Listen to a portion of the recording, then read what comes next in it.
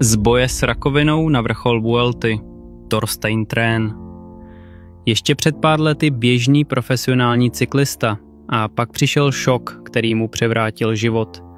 V roce 2022 mu po rutinní antidopingové kontrole lékaři diagnostikovali rakovinu varlat. Operace, konec sezóny a hlavně otázka, která světu visela nad hlavou. Vrátí se Torstein vůbec ještě někdy? Ale Torstein se nevzdal. Uzdravil se a pak přišel moment, který nikdo nečekal.